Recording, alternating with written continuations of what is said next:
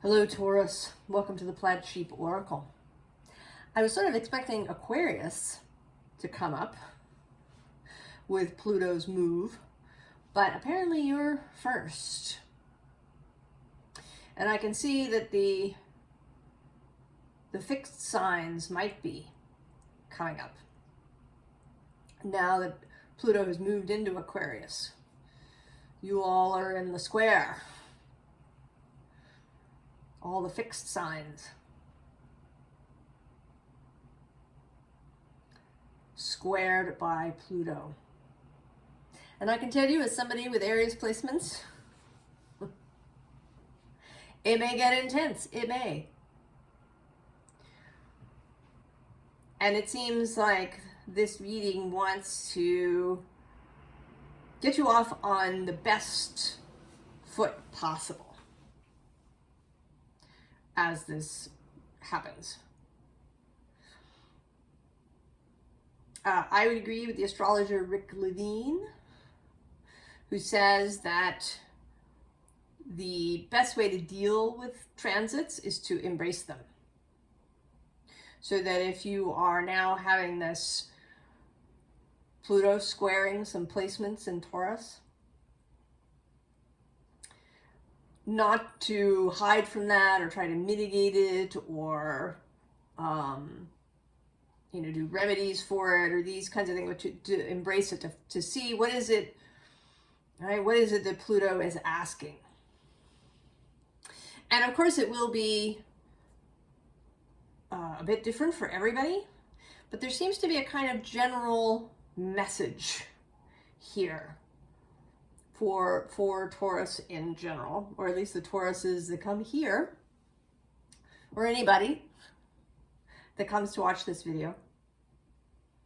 You don't even have to have Taurus placements. Maybe it just matters to you.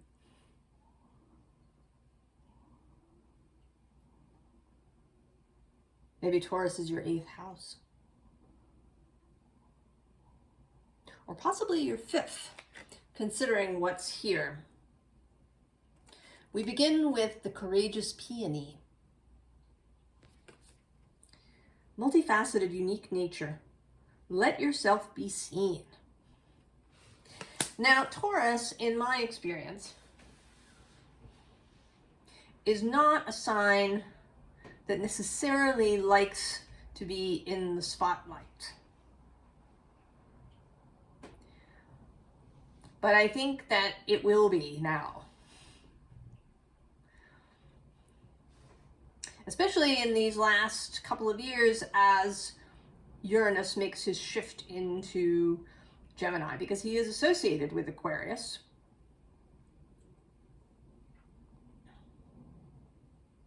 So there's this, right, this connection.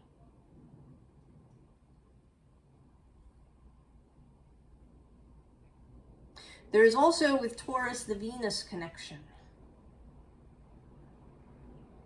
You may want to watch the collective Venus gifts that I posted, perhaps.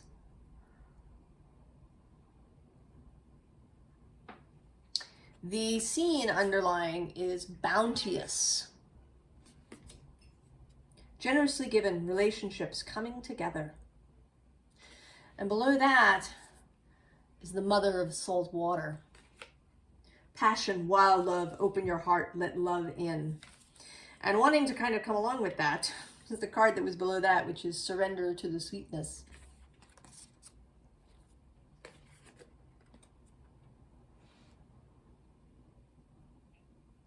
So there has been this message about, through Taurus, through Venus, and perhaps now coming through Pluto and Pluto's move through Aquarius, of havingness, of how we approach having,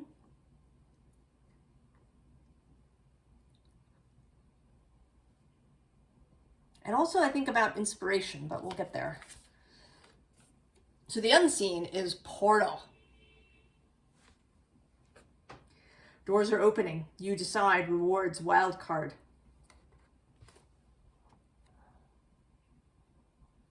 So this is an opening, Taurus.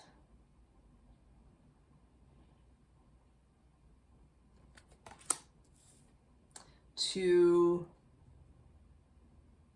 a new way of being, perhaps.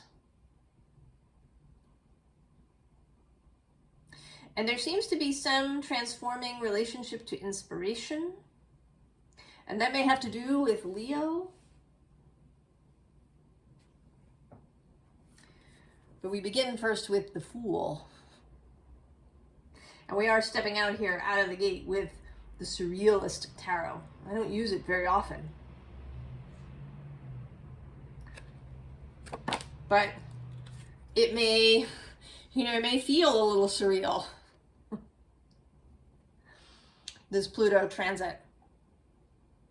He's been moving trine, which is kind of it's an easy flow of energy. You may have been feeling that, and now there's going to be pressure to transform something. And we have both the Fool and at the bottom of the deck, the Emperor. And these are two cards. The Emperor is the usual association with Aries. And I think of the Fool as being associated with Aries. He's also associated with the element of air. Some people associate him with Uranus. So there is this kind of sparking energy, but also I want to say support, particularly from this Emperor. I want to say that he is, that this is Aries saying, I feel you. I've been experiencing this since 2008. I am absolutely there for you. This could be literally, you may know somebody with a lot of Aries energy. It's like, whew, yeah. Let's talk about the Pluto experience. Or maybe the Aries in your own chart. How the Aries is going to show up for you.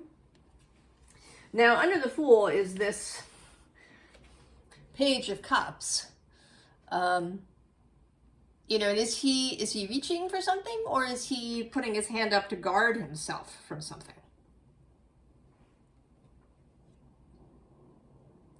And I think with the Empress, Venus herself, coming up below that,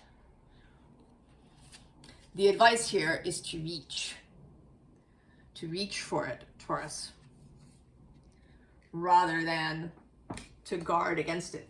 Below that is the Two of Wands.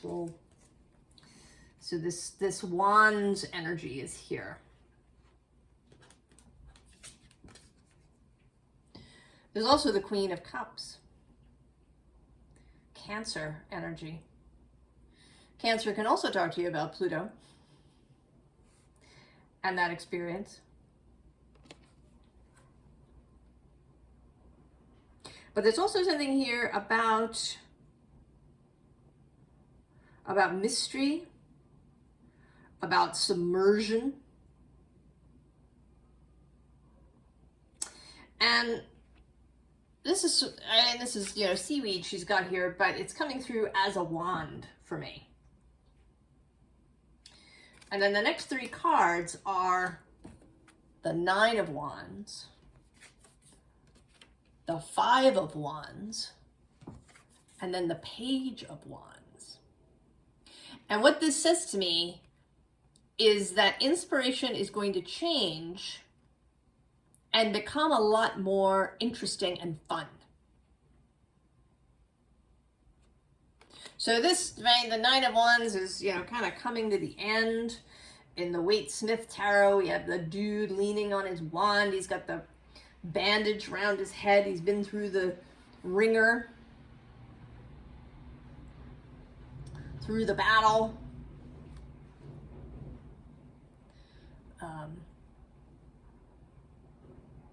In this card, there's all kinds of weird things going on.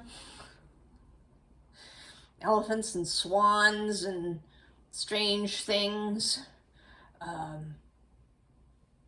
you know, that perhaps you've had different ideas, but you haven't been able to kind of sort them out. They've been confused. You haven't known how to proceed, what to do with these ideas that have been floating around in your head. Or, you know, it's just gotten mixed up for you. That there's been things to do in the real world, and it's, I don't know, you've gotten distracted. So then we move to the Five of Wands. And this is a little bit clearer. I mean, there's some conflict going on here. But now there's a sense, right? That you can see that there's, you know, there's maybe stuff going on underneath that's influencing this.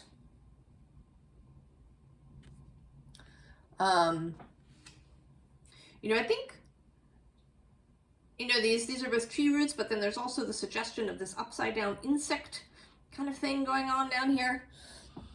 So it may be, you know, the roots of the past, you know, something sort of skittering around in your mind, creating this conflict. But it's more clearly seen here. And then the Page of Wands is taking a fresh look.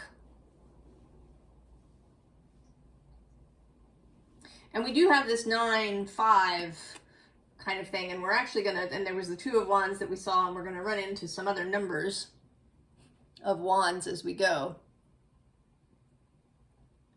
So there is a process here happening of clarifying.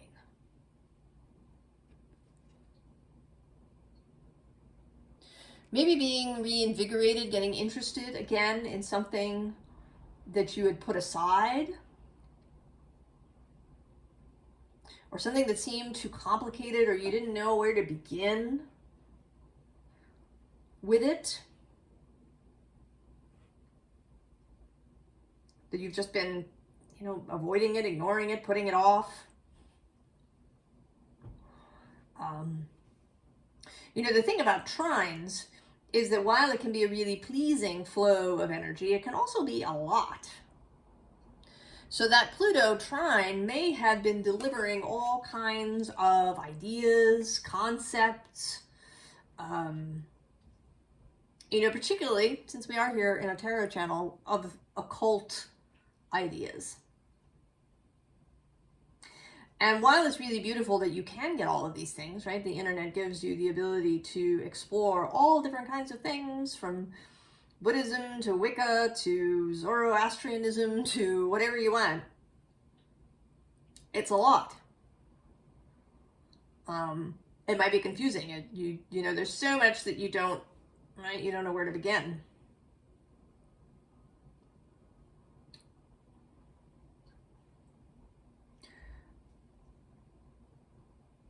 Now that we're having this square,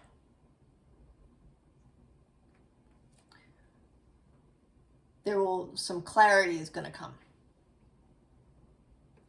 The ability to sweep away those things that don't belong to you. You don't have to take everything. I mean, strictly speaking, you don't even have to take any particular tradition. And that might have been kind of an issue too, that you sort of didn't identify with anything holy. You really liked this and that, but you didn't know how to put it together. I think that will start to clarify now.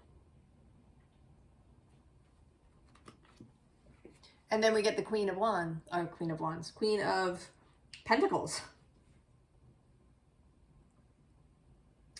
Well, you know, now that I've said that, where is she? I mean, right below that we have the Three of Cups, which is for me a unifying will, right? Things becoming clearer in your own mind. And below that is the King of Pentacles, who is partly your card. Where is the Queen of Wands here?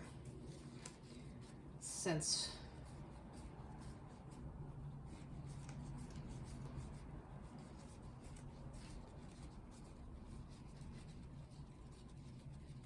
she made herself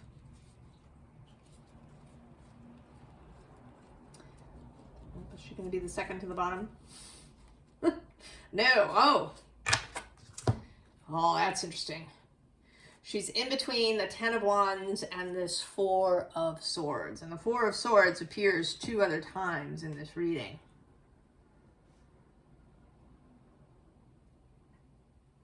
And I think that the Four of Swords is about getting your own clarity. But we'll talk about that a little bit more. So right, the Ten of Wands, which is an ending, a dropping. And then the Four of Swords, this clarifying energy.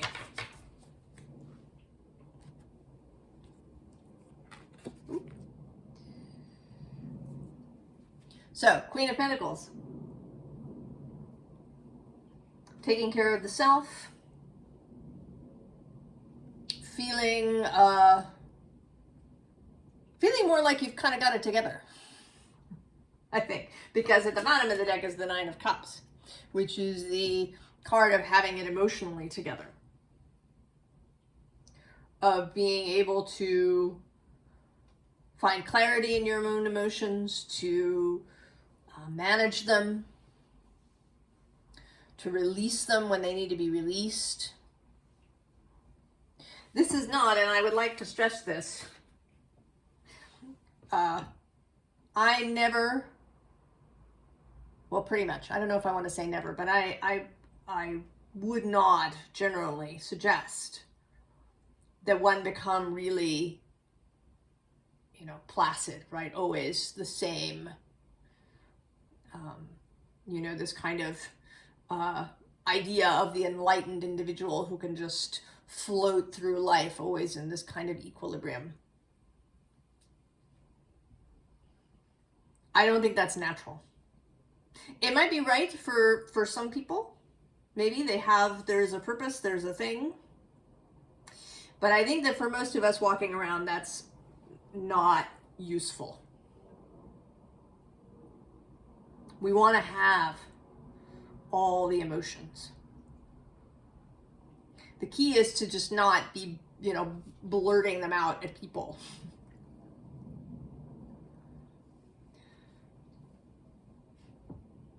To find ways to express things clearly and in an appropriate way. And so we get the Magician with Isis and her magic. And I'm feeling this wand here too, in this, the one here. And kind of in her, right in the line of her, the shape of her.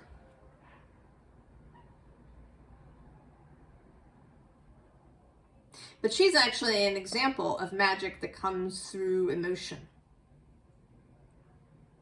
Right? Isis tears. It's her tears, her love of Osiris, that allows her to put him back together after he's been cut up into many pieces.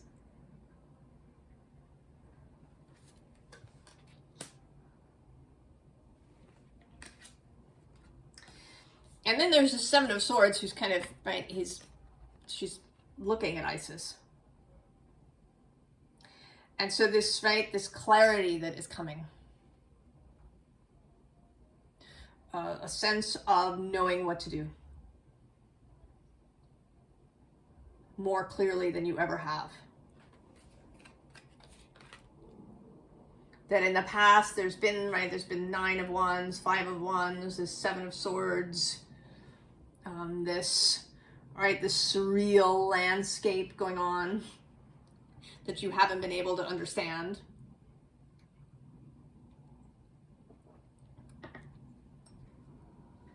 Clarity is going to be available. And then we get this really lovely Six of Cups. I like it. To me, it just speaks of, right, of blossoming, of tending. You know, all these containers of flowers have been lovingly tended to, and so they're blossoming.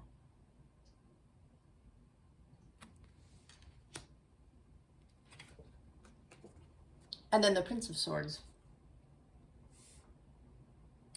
And this is some kind of commitment. He often comes through that way, right? He's got his hand both on the hilt of his sword and on his heart. I actually have a couple of decks, several, where the Knight of Swords is a card of commitment.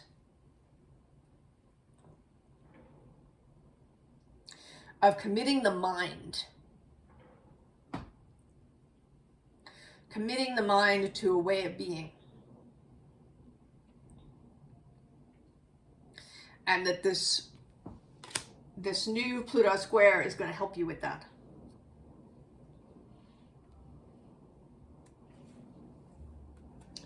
We also have the King of Cups, who also is, right, he's got his hands on his cup and then his heart. So there's commitment to the heart too. And below that is the Four of Wands. So a commitment to, right, to the relationships in your life.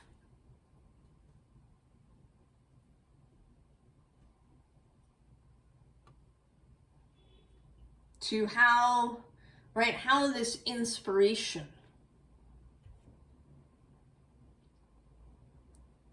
you know, how do you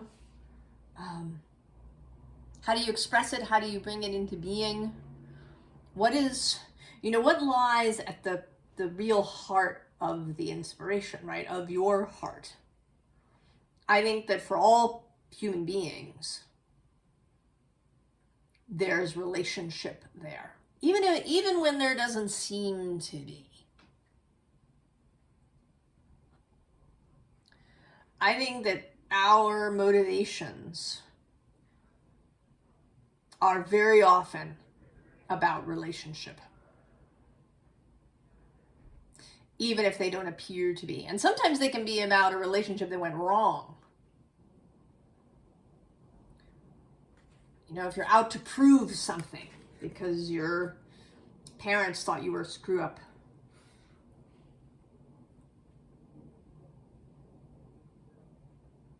Whatever that may be, right? There's relationship at the heart of things. And we want to be in right relationship. Pluto is kind of about that, I think.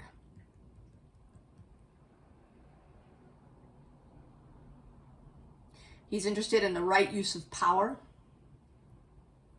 And there are power dynamics in every relationship and how we negotiate that.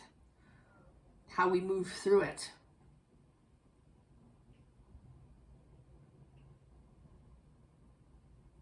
And with Venus as your guiding planet, relationships are very important.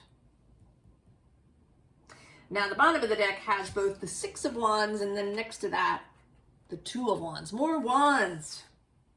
And these, right, these are more easy flowing wands. Right? This kind of victorious sex. And this Two of Wands, the setting out on a new journey.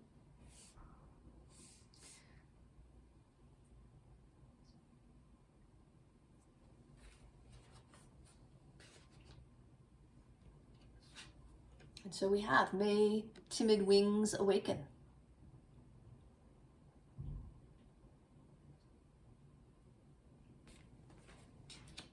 Right, this courageous peony. You know, and this courage may be, I mean, it could be about your work. You know, maybe it's about art. Maybe it is that you've created something. A painting, a book, a poem, a film, a song, something that we, kind of traditionally think of as art, that you're now going to share with people.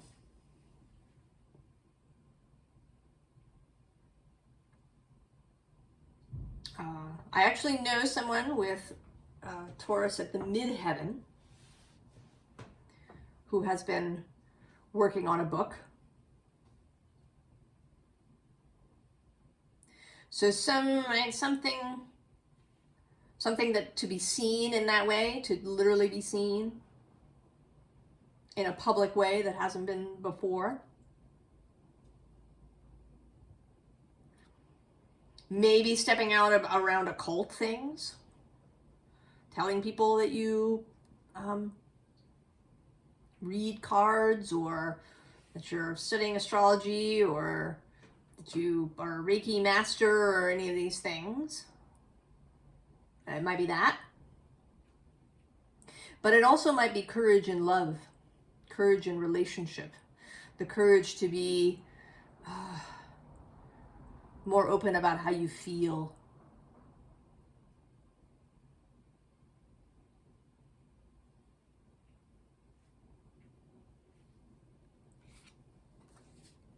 And so then the Four of Swords.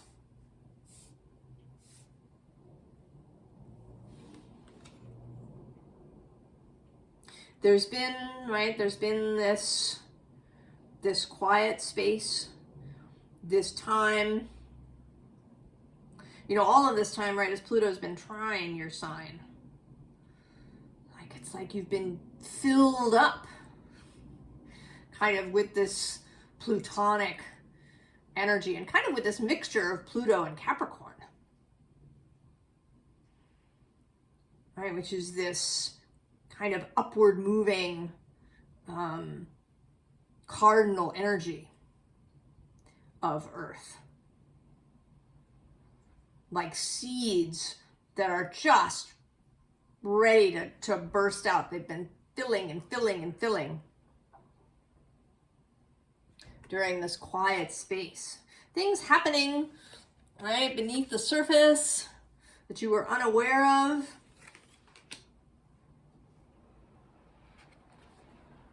And that now there's energy, impetus, power to move beyond impediments. There's been all these messages about the fixed signs becoming leaders, becoming the impetus, becoming the change makers.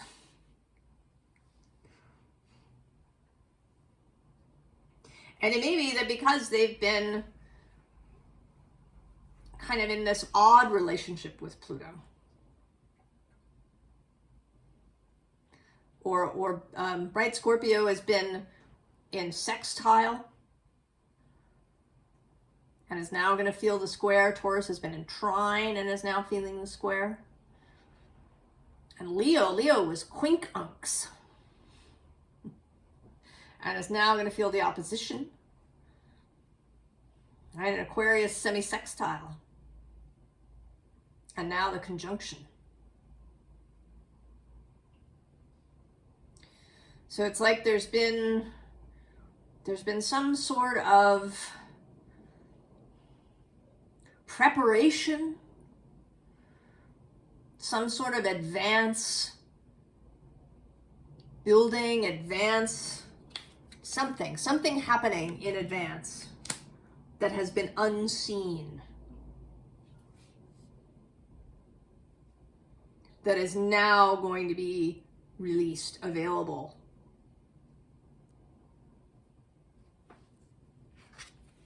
And then imagine that all of this Wands energy, that imagination, what you can imagine, allowing your imagination free rein, allowing this Page of Wands just freedom to create. Because now you have clarity. And in whatever way this is for you,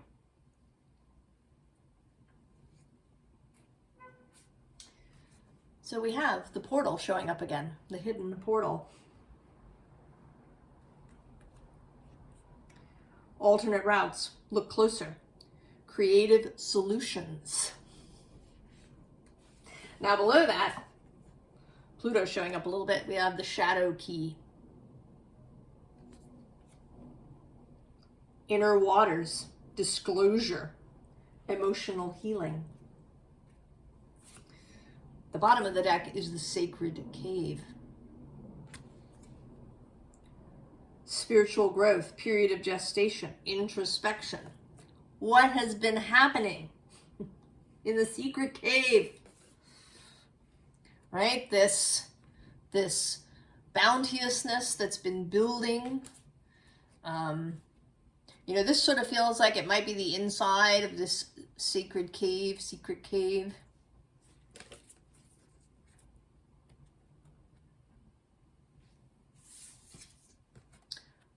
Pyramid, amplification, harmonic resonance, cosmic union. Multiverse, expand your mind, quantum travel, the big picture.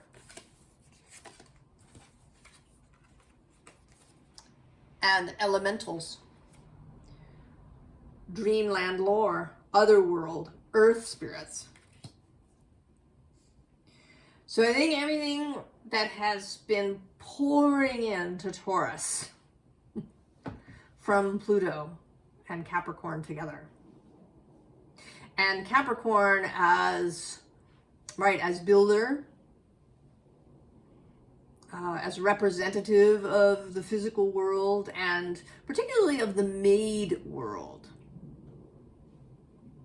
the constructed world, the human constructed world.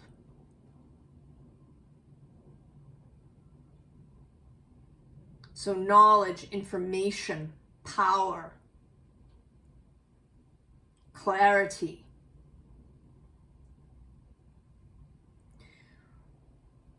There's going to need to be, though, an opening, you know, because it is a square. So it is going to feel like pressure.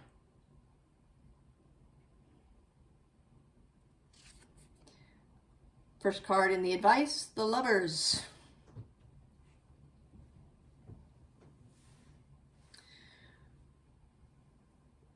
Pressure, knowing how to choose. This is this Queen of Cups, this Nine of Cups, the Queen of Pentacles. Self-confidence.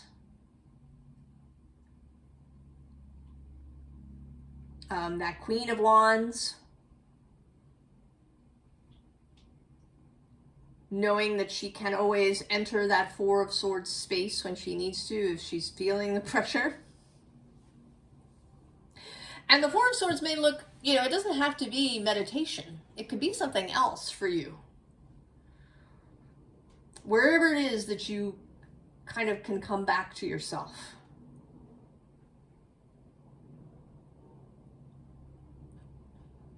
Choosing from love.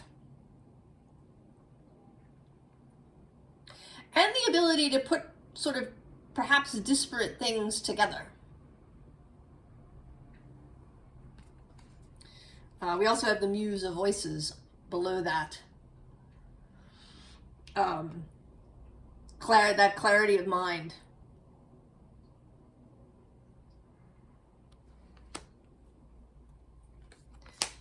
The bottom of the deck, the Four of Voices, the Four of Swords.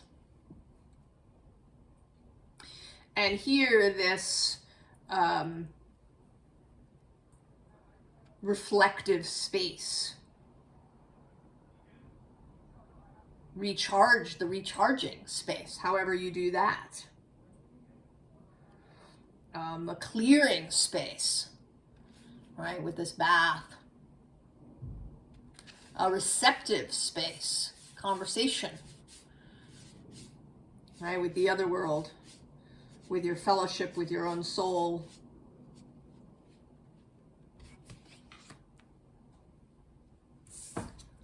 So we have the awakening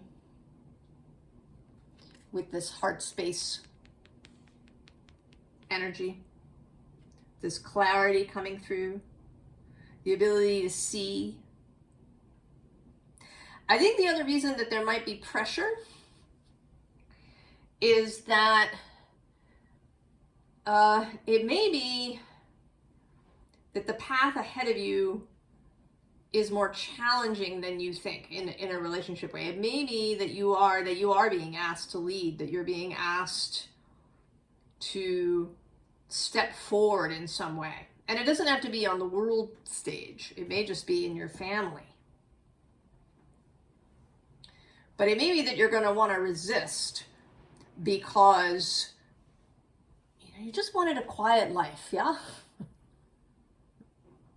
And this may throw a spanner in that in some way. Because there's an energy here of right, there's that commitment to mind, to heart, to the path, to service in some way. And then there's the Empress, the Venus path, this Empress who contains multitudes, this multiverse energy. Being open to that, it may... I heard a story just recently of somebody who was actually preparing a workshop on being open, right? On specifically on being open to money and financial abundance, right? Receiving. And while she was kind of playing with these exercises in her own body, she got an email telling her that like a good chunk of money of hers had been wiped out through an error. I don't know what the details of it were. It's just like a lot. And that, she found herself in this position to just, so she just opened herself to it, to all of it. She didn't curl up, she didn't freeze up, she just let herself feel all the feelings of that. And she found clarity at the end of it. And it allowed her to make a bunch of decisions, a bunch of moves that restored everything she'd lost over the course of just a couple of weeks.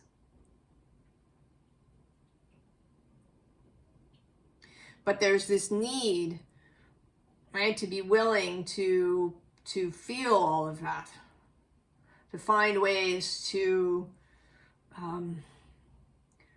let it move through you without being undone. And maybe that is what is part of, like the first part of the learning process as Pluto moves through Taurus, is finding ways to channel this energy, circulate it.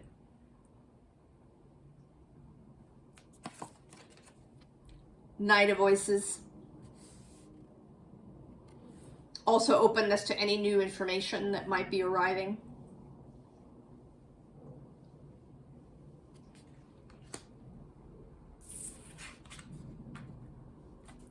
And death. Of course. Pluto and Scorpio. And I want to say Mars.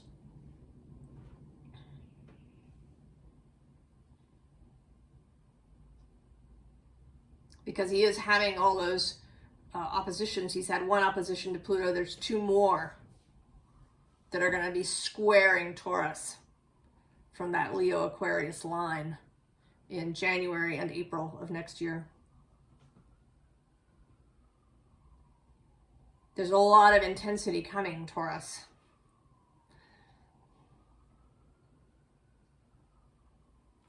But there is also this vision of this, right, of this bounteous, the bounteous possibilities. Right, all these underlying cards are really beautiful. There's bounteous, there's the lovers, there's this hidden portal, the King of Cups, the Queen of Pentacles, the Fool.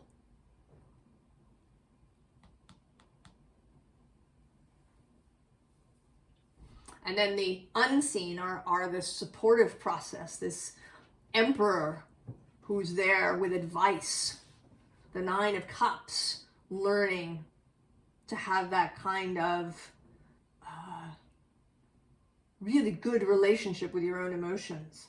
The Six and Two of Wands, victory and adventure. The Sacred Cave with spiritual growth.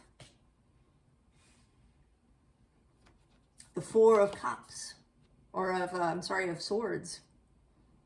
The space of recharging and finding yourself. And then the portal.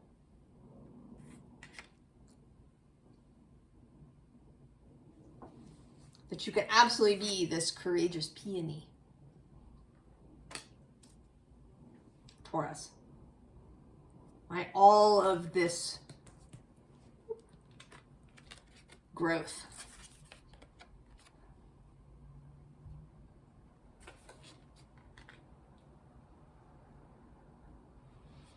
I think there's exciting times ahead, Taurus.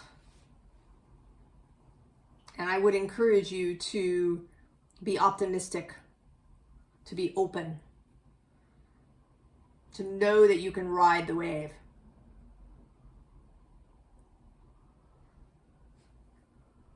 I wish you the very, very best, Taurus, and I'll see you next time. So long.